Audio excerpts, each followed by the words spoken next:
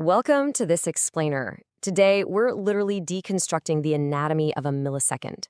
If you're building modern financial infrastructure, you already know the landscape is shifting at breakneck speed. So we're giving you a comprehensive, totally actionable blueprint for building a highly available, real-time payment processing system that's fully equipped to handle the rigorous demands of 2026.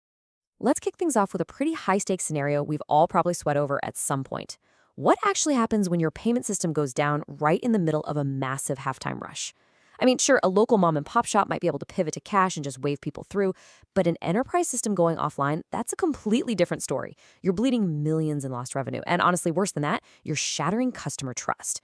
Uptime isn't just a nice-to-have operational metric anymore, it's absolute survival. Because here's the thing, the modern customer expects pure instant gratification. They tap their phone and they expect to walk away. But delivering a secure, atomic transaction in under 100 milliseconds, that requires a monumental technological symphony happening behind the scenes. We're talking about perfectly coordinating data streams, running heavy anti-fraud checks, and executing database commits, all without dropping a single beat. So here's our architectural roadmap for the day. We'll start with the 3 payment layers, move into orchestrating the stack, and then dive into our event-driven messaging spine. After that, we'll cover the ISO 22002 universal language, tackling how to scale the payments database, and wrap it all up with fault tolerance and recovery. All right, section 1, the 3 payment layers. Let's establish our baseline. Every payment system out there, no matter how wild or complex it gets, is basically divided into 3 core layers. You've got data for real-time communication, money for the actual clearing and settlement, and risk for your fraud detection and compliance. And the really crucial takeaway here? These 3 things operate on entirely different timelines. Like a transaction can be approved instantly at the data layer, letting the customer grab their coffee and leave, but the actual settlement of the money, that might actually be delayed for days. And because of those different timelines, it's absolutely vital to properly separate specific roles across the layers. Confusing a gateway, which really just handles secure data transmission, with an acquirer that manages the actual financial settlement, well, that's going to lead to some massive systemic design flaws. You have to know who does what. For instance, the issuer is making the ultimate authorization decision, while the acquirer is the one handling the actual transfer of funds. Moving on to section 2, orchestrating the stack. Let's talk about advanced routing and consolidation. Look, if you're in this space, you probably know the dread of a mysterious 3% drop in authorization rates. Or maybe you've been told it's going to take a grueling 4-month integration project just to launch in a new region like Brazil. It's a massive headache, right? Well, modern orchestrators step in to consolidate all these fragmented services. They act as this highly intelligent, unified routing engine that dynamically solves those very problems. They eliminate those agonizing 6-day manual reconciliations and actively drive down your transaction fees by routing things intelligently. Next up, Section 3, Event-Driven Messaging Spine, putting Kafka at the core. To process thousands of these routed transactions concurrently, our 2026 system desperately needs a robust central nervous system. And Apache Kafka acts as exactly that, an incredibly fast event-driven spine.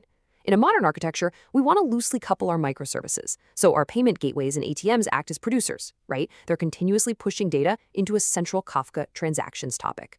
Then downstream, our fraud detection and balance updater modules act as consumers, reading that data totally independently. The beauty of this, if your notification service crashes, your payment gateway just keeps humming along. All right, Section 4, ISO 22002 Universal Language, standardizing global communication.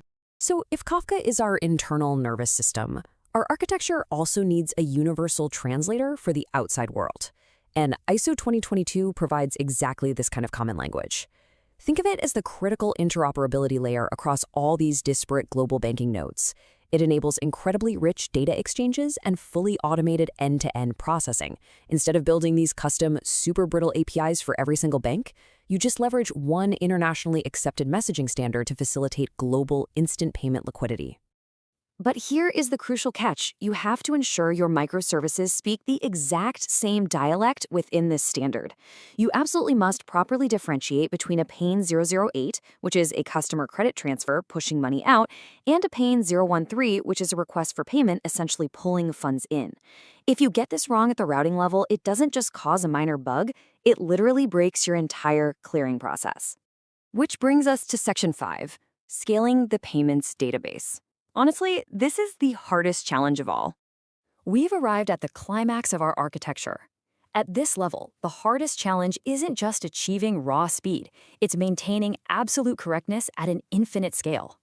Because we are dealing with money in motion, a fast system is completely useless if it drops the ball on ACID compliance.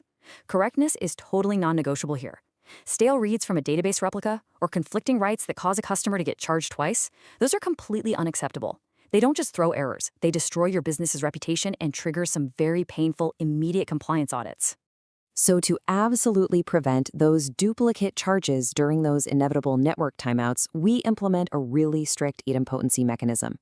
It uses these exact sequential steps. First, we extract a unique idempotency key from the incoming request.